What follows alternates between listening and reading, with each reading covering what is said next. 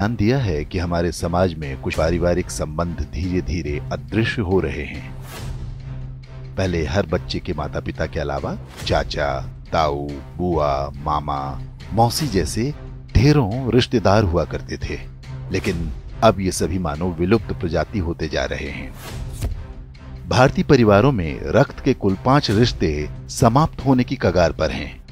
1-2 पीढ़ी बाद संभवतः ये सभी संग्रहालय में सजा दिए जाएंगे। केवल अंकल और आंटी बचेंगे।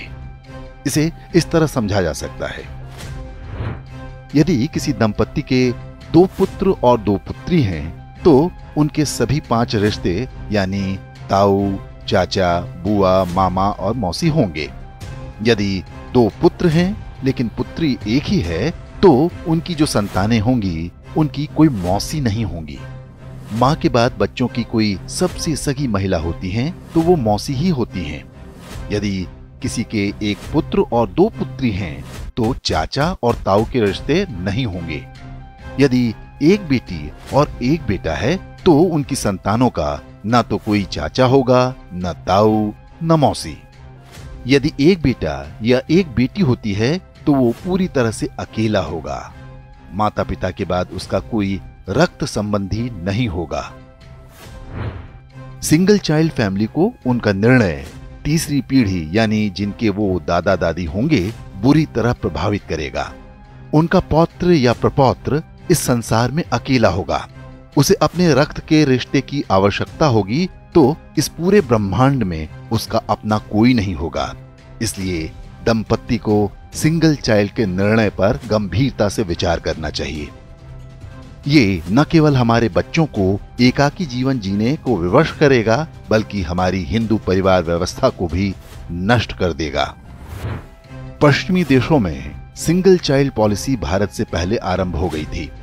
वहां पर इसके भयावह परिणाम सामने आने लगे हैं।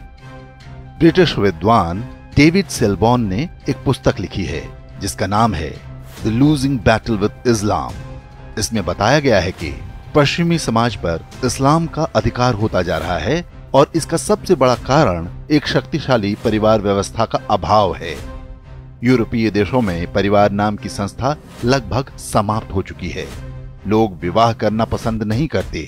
समलैंगिकता, अवैध संबंध, लिव इन रिलेशन जैसी कुरीतियां सामान्य बात हैं।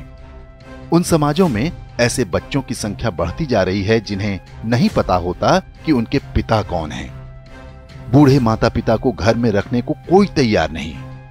ओल्ड एज होम में उनका बुढ़ापा बीतता है।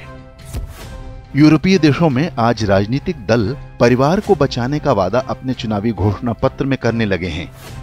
ऑस्ट्रेलिया में तो फैमिली फर्स्ट नाम से एक राजनीतिक दल भी बन गया है। पश्चिमी देशों के समाजशास्त्रियों की सबसे बड़ी चिंता यह है कि परिवार व्यवस्था को कैसे बचाया जाए।